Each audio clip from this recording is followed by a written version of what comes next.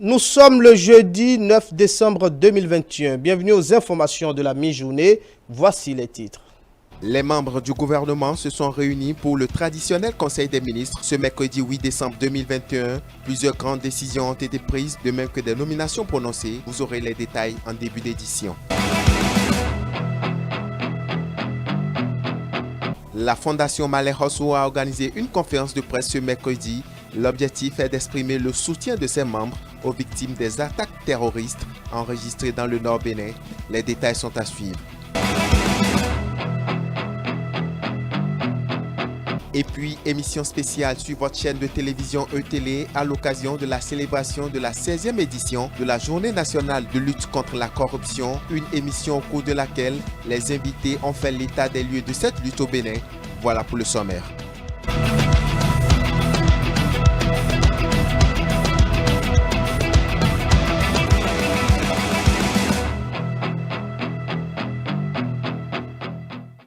Merci de nous préférer pour vous informer. Les membres du gouvernement se sont réunis ce mercredi 8 décembre 2021 pour le traditionnel Conseil des ministres. Entre autres grandes décisions prises, la modification des stations de la Caisse des dépôts et consignations du Bénin, CDC Bénin, la contractualisation pour l'acquisition et l'installation d'un scanner avec option cardio au profit du CNHU, HKM de Cotonou. On écoute pour plus de précisions le secrétaire général adjoint et porte-parole du gouvernement, Wilfrid Léon Ongwedi. Au terme du Conseil des ministres de ce jour, mercredi 8 décembre 2021, tenu sous la présidence de M. Patrice Talon, président de la République, les décisions ci-après ont été prises. S'agissant des mesures normatives, sous cette rubrique, le Conseil a notamment adopté les décrets portants modification des statuts de la Caisse des dépôts et consignations du Bénin, modalité d'application de la loi numéro 2018-38 du 17 octobre 2018 portant création de la Caisse des dépôts et consignations du Bénin, nomination du commissaire aux apports à la Société nationale de mécanisation agricole, nomination de membres au conseil d'administration du Centre de formation pour l'administration locale. S'agissant des communications, contractualisation pour l'acquisition et l'installation d'un scanner 64 barrettes 128 coupes avec option cardio au profit du Centre national hospitalier universitaire Hubert Kutukumaga de Cotonou. Cet équipement, de génération récente, est destiné à optimiser les prestations de l'hôpital et lui permettre d'assurer certains examens spécifiques liés au cœur en l'occurrence. En effet, il s'y organise de plus en plus des missions de chirurgie cardiaque à cœur ouvert et il est envisagé la réalisation de la cardiologie interventionnelle avec la mise en place d'un pôle de compétences dédié. C'est pourquoi le Conseil a marqué son accord pour l'acquisition et l'installation du dit équipement. S'agissant des rencontres et manifestations internationales, le Conseil a autorisé l'organisation à Cotonou du 13 au 14 décembre 2021 de la conférence interministérielle sur l'harmonisation des prix de cession des engrais chimiques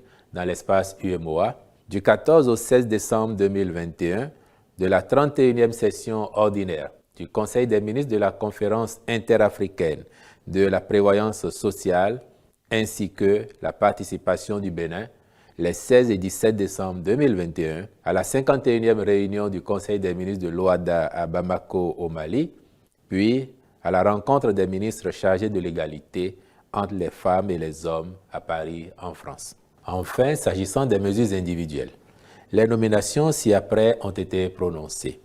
À la Cour suprême, sur proposition du président de la Cour suprême et après avis du Conseil supérieur de la magistrature, président de la Chambre administrative, M. Rémi Yao Kodo, conseiller, Madame et Messieurs, Marie-Josée Nungoyon Patinvo, Eda Kende Dahwe, Abdou Moumouni Espoin Gomina, Makponse Gervais Deguenon, Badirou Olatunji Lawani, Ismaël Anselme Sanoussi, Kossi Gbedolo Bertin Milfort Kenom.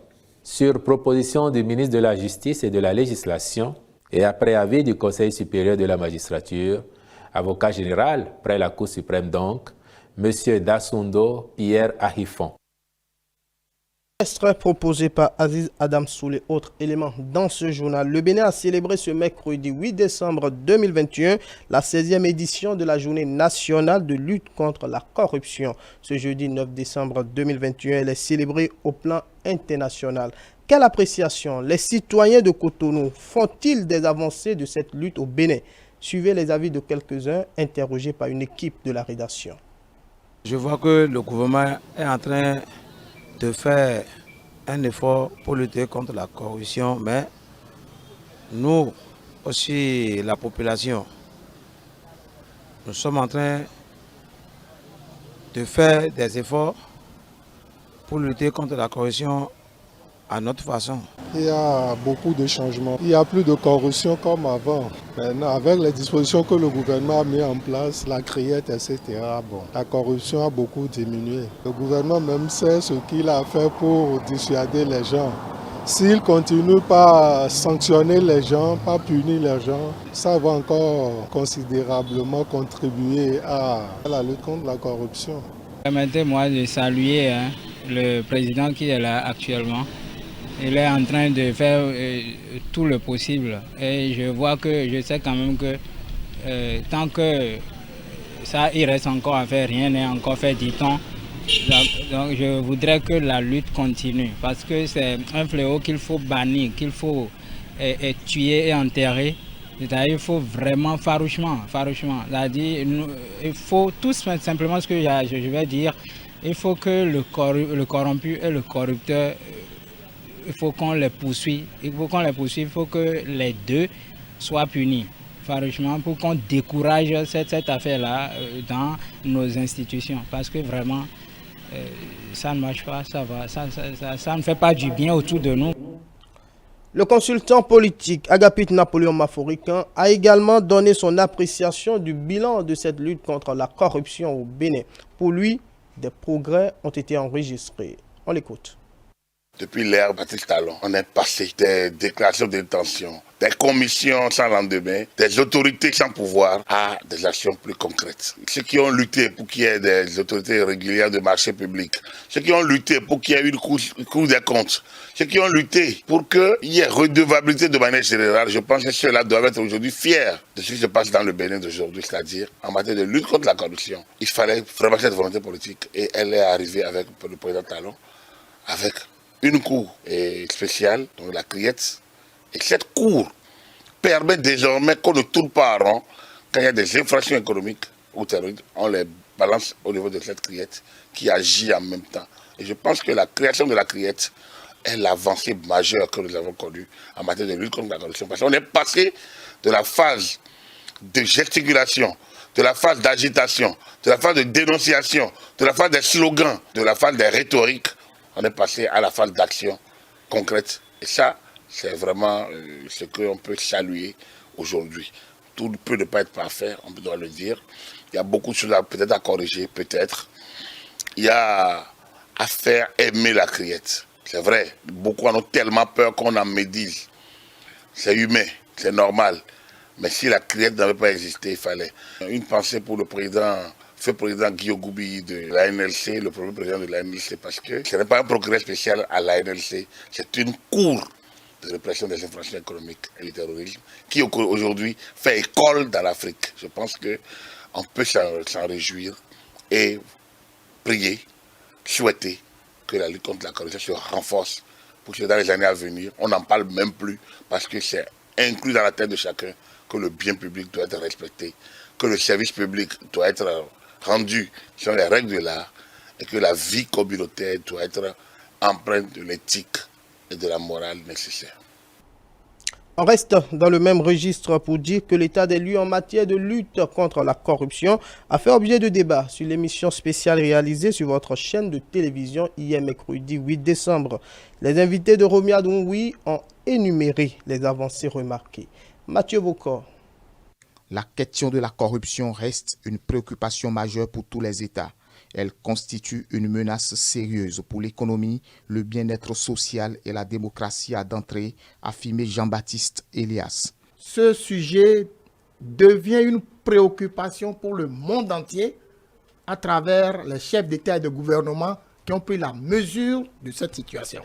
Au Bénin, ce sujet a été un souci de tous les gouvernements qui se sont succédés. À l'avènement du régime de la rupture, la Cour de répression des infractions économiques et du terrorisme est installée, un instrument de lutte contre la corruption qui frappe la conscience des citoyens. Un audit n'est pas non plus un jugement. Un audit, c'est juste le regard sur la gestion d'un moment. Un conseil des ministres n'est pas un tribunal. Je me félicite que depuis quelque temps, le conseil des ministres s'efforce de ne plus donner directement les audits à voir comme la conclusion d'une instruction ou d'un jugement. Vous avez aujourd'hui un instrument contre la criette. Mais qu'est-ce qu'on reprochait au système avant?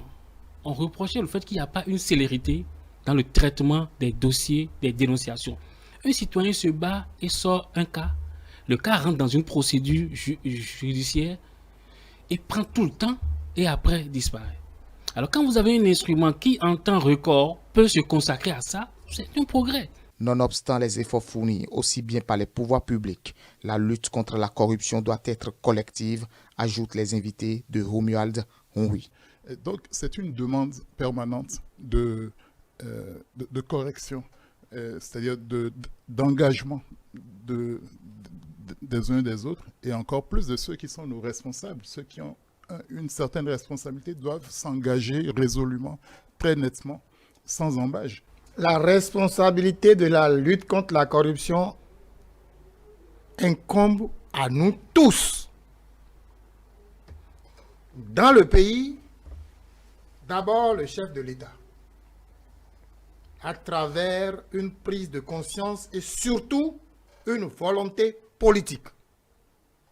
Le chef de l'État sera accompagné bien entendu de son gouvernement, puis les autres institutions doivent également accompagner la lutte contre la corruption. Ensuite, il y a nécessairement le secteur privé qui est concerné par la lutte contre la corruption. Autre élément dans ce journal, la Fondation Maleh Hossou a organisé ce mercredi 8 décembre 2021 une conférence de presse objective, exprimer le soutien de ses membres aux victimes des attaques terroristes enregistrées au nord Bénin. Ils ont également profité de l'occasion pour implorer la clémence du chef de l'État au sujet de ceux qu'ils considèrent comme étant des exilés. Stanislas Samoa, Cédric Soswagbo et Ansem Ronguet pour le reportage. La Fondation Maleh Hossou ne reste pas insensible aux attaques terroristes enregistrées par notre pays la semaine passée. Face à la presse, les membres de cette organisation ont condamné ces actes et exprimé tout leur soutien aux forces armées béninoises qui ont tenu la dragée haute dans cette situation. C'est avec douleur et tristesse que nous avons appris par les réseaux sociaux le décès de 2 agents en uniforme dans un accident de circulation. Or, ils étaient en mission dans une délégation conduite par le ministre de la Défense pour aller rendre visite aux blessés de l'attaque perpétrée par les djihadistes, nous disons les faux musulmans. Nous invitons tous les religieux de tous bords de notre pays à se retrouver pour prier sans relâche pour la paix de notre pays. Car on sait toujours quand ça commence, mais on ignore totalement quand ça finit. Le moment était choisi pour exprimer la compassion de la Fondation Maleh Hossou à l'endroit des militaires blessés et leurs condoléances aux familles éplorées, surtout en cette veille des fêtes de fin d'année. Nous demandons beaucoup de courage au ministre de la Défense, M. Alain Fortuné Nouati, et à travers lui, le chef d'état-major général des armées et tous ses personnels. Nous profitons pour annoncer aux agents en uniforme que le chef de l'État est en train de tout mettre en œuvre pour l'amélioration de leurs conditions de vie et de travail. Au cours de cette conférence de presse, la Fondation Maleh Hossou a fait un plaidoyer en faveur des personnalités qui se sont retrouvées hors du pays pour diverses raisons. La clémence du chef de l'État est sollicitée pour davantage consolider la paix dans notre pays. Celui qui pardonne, Dieu va te pardonner. Celui qui gracie, Dieu va te gracier. Celui qui amnistie, Dieu va t'amnistier. Et je sais, Monsieur le Président de la République, chef de l'État, chef du gouvernement, tu peux le faire. Tu peux. Au nom de la Fondation Maleh Hossou, je leur demande de grâce. Ils n'ont qu'à essayer de faire ce qu'ils sont en train de faire. Je dis, il y a beaucoup qui sont déjà libérés. Ils n'ont qu'à voir le cas de ceux qui sont encore en détention. Le ministère de la décentralisation et de la gouvernance locale a procédé ce mercredi 8 décembre 2021 à la validation de son rapport de performance, occasion de faire le bilan à mi-parcours et d'exposer les défis et perspectives. Adam Soulé.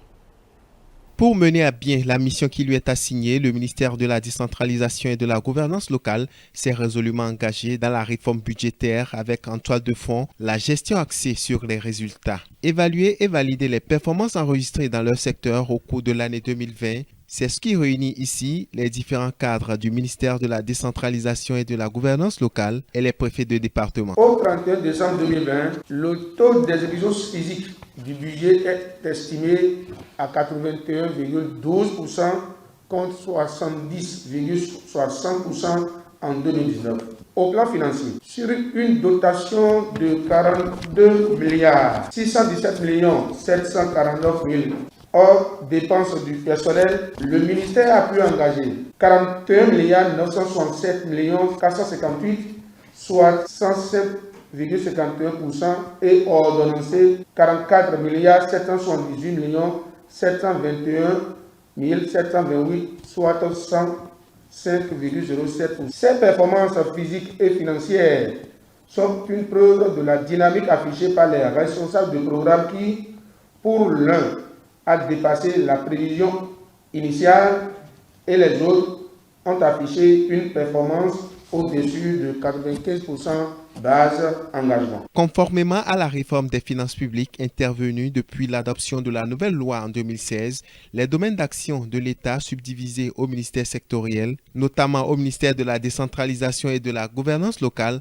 ont été revus. Conformément à la réforme des finances publiques intervenue depuis l'adoption de la nouvelle loi organique en 2016, les domaines d'action de l'État subdivisés en ministères sectoriels ont été en leur sein divisés aussi en des programmes. Plus d'efficacité dans l'action pour l'atteinte des résultats, à l'unanimité, les acteurs impliqués ont tous pris l'engagement.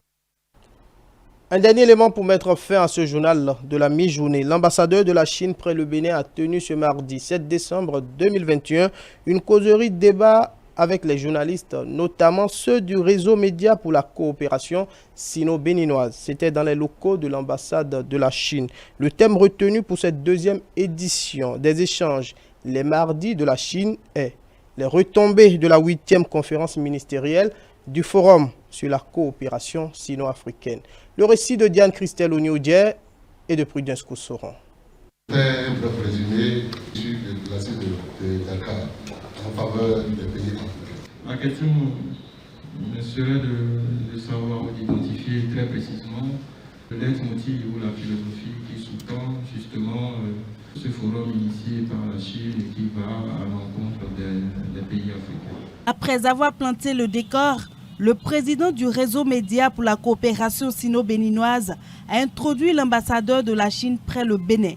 Après des propos liminaires, l'ambassadeur a répondu à une dizaine de préoccupations des hommes des médias. Il est revenu de long en large sur le forum de la coopération sino-africaine qui a eu lieu les 29 et 30 novembre 2021 à Dakar au Sénégal, au cours de laquelle ont été adoptés le Forum sur la coopération sino-africaine et le plan d'action de Dakar. La Chine et l'Afrique sont déterminés à renforcer la confiance politique mutuelle, à approfondir fermement la coopération pragmatique et à faire en sorte que cet esprit d'amitié et de coopération sino-africaine s'épanouisse et se transmette de génération en génération. Au cours de cette conférence, pour la première fois, dans le discours du président Xi Jinping, il a résumé l'esprit de cette coopération comme l'amitié sincère et l'égalité, le bénéfice mutuel et le développement commun, l'équité et la justice, ainsi que les progrès en phase avec notre époque est l'ouverture et l'inclusion. L'une des préoccupations de la presse est relative aux milliards de vaccins contre la Covid-19 que promet la Chine à l'Afrique en 2022. L'ambassadeur clarifie. Quand la Covid est arrivée en Afrique, la Chine est le premier pays à venir y apporter toutes sortes de ses soutiens. À la cérémonie d'ouverture, le président Xi Jinping a annoncé de donner 1 milliard de doses de vaccins aux pays africains pour dans l'année prochaine. Ce sont des doses ajoutées. Il s'agit du plus grand plan d'aide à la vaccination entrepris par un seul pays en faveur de l'Afrique.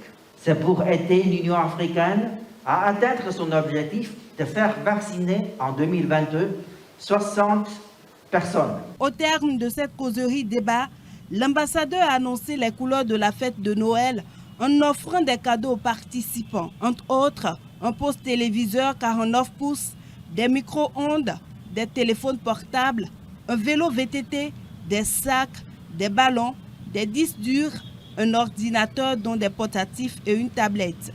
Ces objets ont été offerts à travers un jeu tombola de l'ambassade de Chine qui a joint ainsi l'utile à l'agréable. Ainsi se referme ce journal de la mi-journée. Merci de l'avoir suivi. Merci également à toute l'équipe technique conduite par Saint-Tiche Ronsard. Suivez-nous sur l'ensemble de nos plateformes digitales. Notre site internet www.etelebene.com, notre page Facebook ETélé en direct, notre compte Twitter ETélé Live, notre chaîne YouTube ETélé Bénin et en direct sur notre application iOS et Android ETélé Bénin. ETélé avec vous, pour vous. Merci et à bientôt.